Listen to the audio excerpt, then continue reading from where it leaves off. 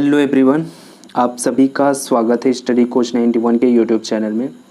तो दोस्तों, आज हम लोग माइक्रोवेव एंड रडार इंजीनियरिंग में पढ़ने वाले हैं माइक्रोवेव डिवाइसेस के बारे में, जिसमें से आज हम लोग सबसे फर्स्ट और पहला डिवाइसेस को देखेंगे जो कि मल्टी कैविटी क्लेस्ट्रॉन है। तो उससे पहले हम लोग थोड़ा सिलेबस के बारे में ध्यान दे देते हैं। तो आपके सिलेबस में माइक्रोवेव डिवाइसेस में क्या है, characteristics, operating principles and typical applications of the following devices, no mathematical derivation.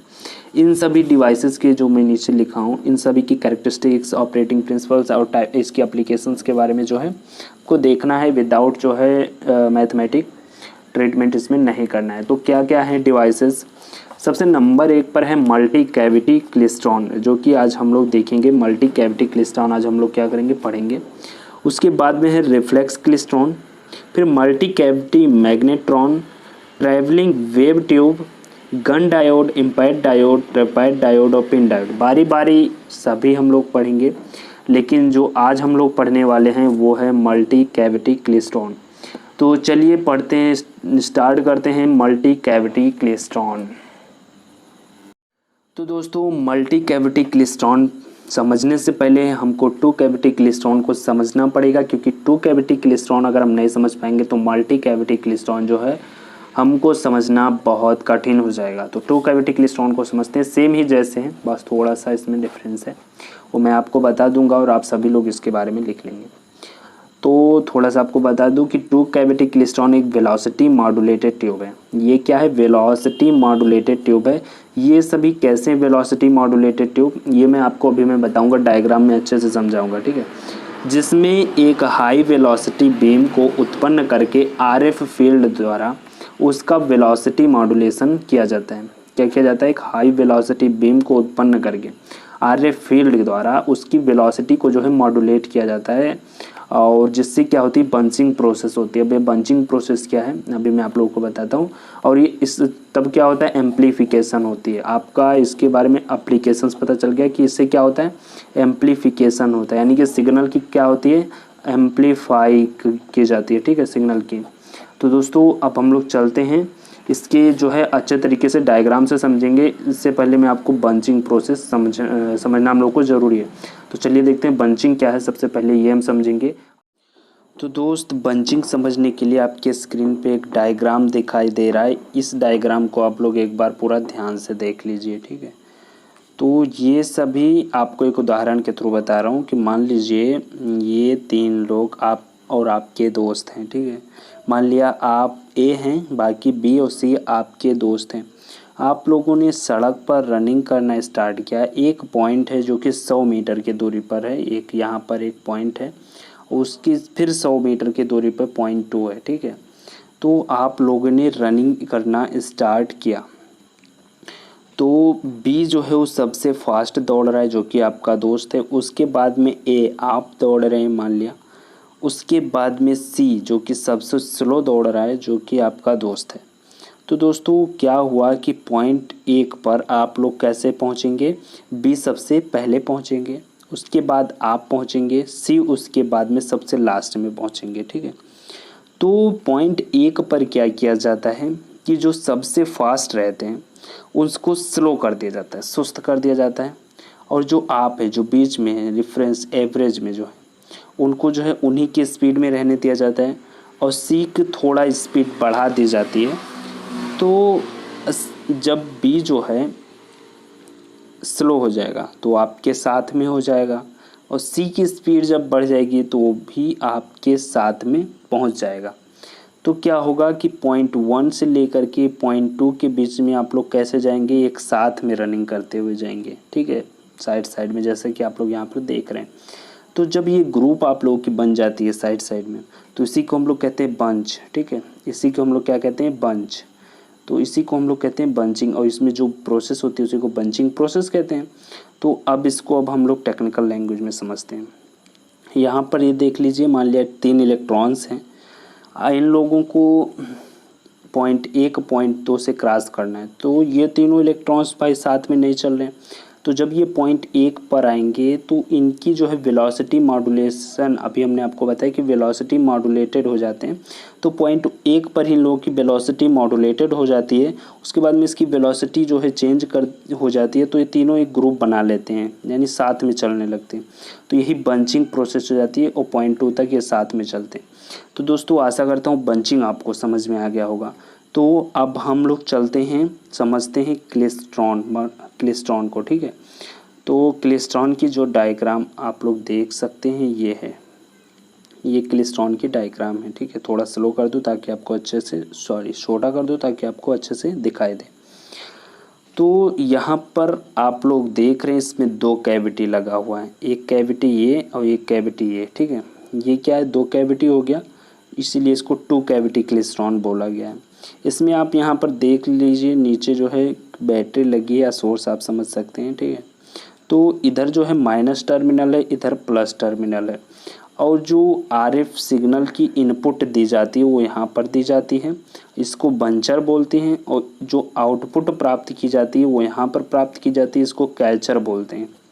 ये बंचर कैविटी है और ये कैचर कैविटी है, ठीक है। तो क्या किया जाता है, यहाँ पर इलेक्ट्रॉन गन है, ठीक है। यहाँ पर माइनस चिन्ह जाती है और प्लस की तरफ अपनी जाने के लिए, यानी कि एनोड की तरफ भागती है। आपको पता है कि जो प्लस माइनस मिलते हैं तो अट्रैक्ट होते हैं आपस में, तो ये प्लस की तरफ भागती हैं। तो प्लस की तरफ यहाँ पर इलेक्ट्रॉन गन से जब इलेक्ट्रॉन निकलती है, यहाँ पर आप देख सकते हैं थोड़ा थोड़ा सा नीला क्या चीज़ है, फोकसिंग इलेक्ट्रोड्स हैं। ये क्या करते हैं, एक हिसाब से आप मान सकते हैं कि एक पिस्टन का कार्य करते हैं, ठीक है। ये इलेक्ट्रॉन्स जो निकल रहे हैं इलेक्ट्रॉन गन से, उनको जो है एक लीनियर यानी सीधा जो है एक जाने को कहते हैं। जैसे अगर इलेक्ट्रॉन्स निकल रहे तो इधर उधर छितराए ना, वो सीधा लाइन में जाए, ठीक है। तो जब ये जाते हैं तो मान लीजिए यहाँ पर, जैसे हमने आपको एग्जांपल दे के समझाया था कि आप लोग दौड़ रहे हैं, तो यहाँ पर आप लोग पहुँचे हैं, ठीक है, इलेक्ट्रॉन। तो यहाँ पर 3 इलेक्ट्रॉन्स हो हैं, तो ये पॉइंट फर्स्ट मान लीजिए, ये पॉइंट सेकेंड मान लीजिए, जो हमने अभी आपको वहाँ पर बताया था। तो जब आप पॉइंट फर्स्ट पे पहुँचेंगे तो यहाँ पर वेलोसिटी मॉड्यूलेशन होती है, वेलोसिटी मॉड्यूलेशन पॉइंट फर्स्ट पे यानी कि पंचर कैविटी में होती है। कैसे होती है, जब यहाँ पर आरएफ सिग्नल इनपुट आती है तब यहाँ पर आपके इलेक्ट्रॉन्स जा रहे हैं। आरएफ सिग्नल कैसे आती है, आरएफ सिग्नल इस तरीके से आती है ना, आप लोगों को पता होगा इस तरीके से सिग्नल चलती हैं। तो जब इस तरीके से सिग्नल आती हैं तो मान लिया जो सबसे फास्ट इलेक्ट्रॉन जो चल रहा था, ए बी सी मान लिया 3 इलेक्ट्रॉन्स हैं, ए सबसे फास्ट चल रहा था, बी जो है रेफरेंस मान सकते हैं जो कि एवरेज में जो आप थे, ठीक है, जब हमने उदाहरण देकर बताया था जिसमें आप थे, और सी जो आपका दोस्त जो सबसे स्लो चल रहा था, ठीक है। तो ये तीनों इलेक्ट्रॉन्स हैं।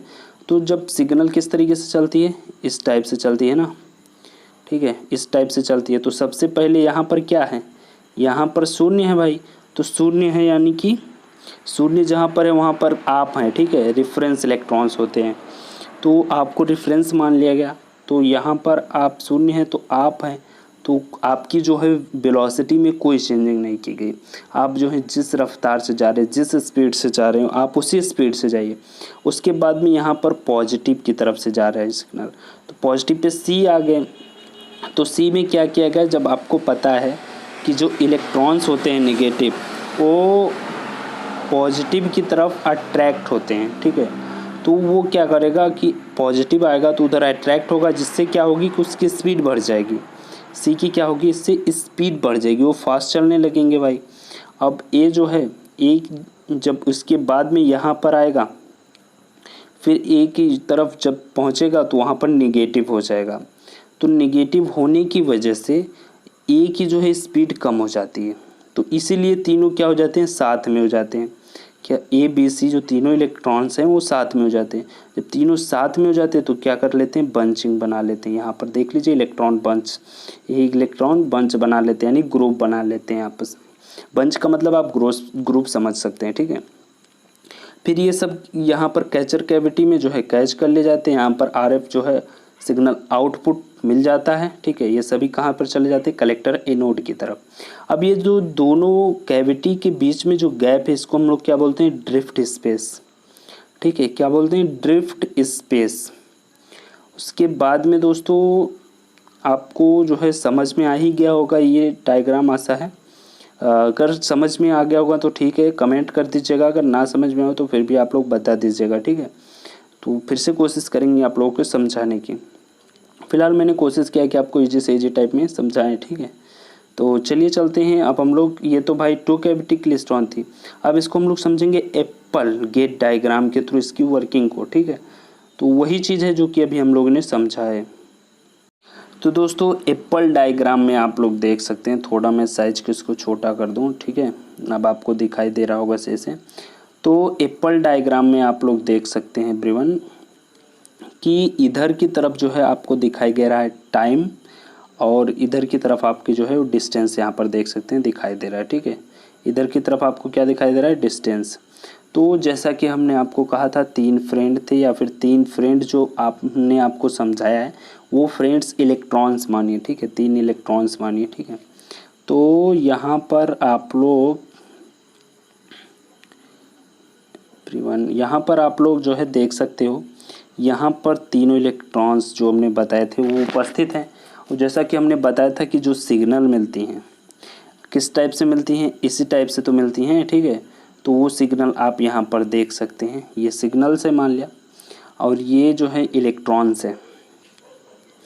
तो यहाँ पर कैसे जा रहे हैं, यहाँ पर जो इलेक्ट्रॉन है वो जो सबसे फास्ट चल रहा था, ठीक है, जो सबसे फास्ट चल रहा था वो इलेक्ट्रॉन्स यहाँ पर है, और जो सबसे स्लो चल रहा था वो इलेक्ट्रॉन यहाँ पर है। जो मिडिल में, यानी कि जो आप थे जब एग्जाम्पल देकर समझाए थे, तो ये मिडिल में आप है मान लिया, ठीक है। तो यहाँ पर आप लोग देख सकते हैं कि V जो है यहाँ पर जो सबसे फास्ट चल रहा था, इस निगेटिव की वजह से V की वैल्यू को कम कर दिया गया है, ठीक है। V की वैल्यू को V0 से कम कर दिया गया है। उसके बाद में आपकी जो स्पीड है V = V0, आपकी सेम स्पीड है। और जो सबसे लेट था ये पॉजिटिव है, ये पॉजिटिव है, ये निगेटिव टर्मिनल है, ठीक है। तो जो सबसे लेट थे भाई उनकी स्पीड बढ़ा दी गई। यहाँ पर आप देख सकते हैं V इंक्रीज, मतलब V is greater than V0, ठीक है। तो इनकी स्पीड जब बढ़ा दी गई तो ये सबसे कम टाइम में पहुँच गए, यानी कि तीनों लोग यहाँ पर जा कर के साथ मिल गए ना। तो इन लोगों की साथ में देखिए, यहाँ पर जो सबसे लास्ट पॉइंट, जो सबसे लेट चल रहे थे वो सबसे पहले जो है सबसे कम टाइम लगा उनको पहुंचने में। और उसके बाद में जो आप थे वो आप एवरेज टाइम, उसके बाद में ये जो सबसे जो है फास्ट चल रहे थे उनको जो है लास्ट टाइम दिया मिला। तो इस तरीके से जो है पहुंचते हैं, और बाकी जो है बंचिंग बना ली जाती है इस तरीके से। दोस्तों एप्पल डायग्राम में आशा इसमें भी आप लोग समझ गए होंगे क्या कैसे। फिर भी आप लोगों को कोई प्रॉब्लम हो तो आप लोग कमेंट करके पूछ सकते हैं। तो दोस्तों ये सब थी टू कैविटी क्लेस्ट्रॉन के पीछे। अब जो है मल्टी कैविटी क्लेस्ट्रॉन हमारे सिलेबस में है। तो दोस्त यहाँ पर आप जो डायग्राम देख सकते हैं ये डायग्राम है मल्टी कैविटी क्लेस्ट्रॉन का, ठीक है। तो मल्टी कैविटी क्लेस्ट्रॉन में क्या है, बस इसमें क्या है कि ये जो कैविटी है ये बढ़ा दी गई है। आप कैविटी कितना भी बढ़ा सकते हैं और इसकी जो है सिग्नल को इंक्रीज कर सकते हैं। सेम कंडीशन, सेम वर्क वगैरह सेम ही रहेगा। बस जो कैविटीज़ बढ़ेंगी उनको क्या कहेंगे, intermediate cavities for pronounced bunching, ठीक है। इन सभी में बंचिंग ही होती है, बंचिंग प्रोसेस ही होती है। अब बंचिंग प्रोसेस हमने आपको समझा दिया है क्या होती है। इन सभी में बंचिंग ही होती है जिससे सिग्नल इंक्रीज हो जाता है। लास्ट में यहाँ पर कैचर कैविटी में आपकी आउटपुट प्राप्त कर ली जाती है। तो दोस्तों सेम प्रोसेस पूरा है, सेम सब कुछ यही है। अगर आपकी एग्ज़ाम में मल्टी कैविटी क्लेस्ट्रॉन आ गया तो आप टू कैविटी क्लेस्ट्रॉन को लिख करके आप ये डायग्राम बना करके आप समझा सकते हैं, या फिर आप यही समझा सकते हैं, ठीक है। तो आशा करता हूँ आपको मल्टी कैविटी क्लेस्ट्रॉन जो है समझ में आ गया होगा अच्छे से तरीके से। इसकी जो है हमने एप्लीकेशंस की बात की, तो इसकी जो एप्लीकेशन हमने बता दी कि एम्प्लीफिकेशन का कार्य करता है, ठीक है। सिग्नल को क्या करता है, एम्प्लीफाई करता है, ठीक है। तो आपको पता हो गया होगा इसके बारे में, मल्टी कैविटी क्लेस्ट्रॉन के बारे में आपको अच्छे से समझ में आ गया होगा आशा करता हूँ। तो दोस्तों वीडियो को लाइक ज़रूर कर दीजिएगा अगर समझ में आ गया हो, और उसके बाद में अभी तक चैनल को सब्सक्राइब नहीं किए हो तो ऐसे वीडियोस पाने के लिए आप सब्सक्राइब कर सकते हैं। फिर मिलेंगे आपसे अगली वीडियो में, तब तक के लिए अपना ध्यान रखिएगा। बाय।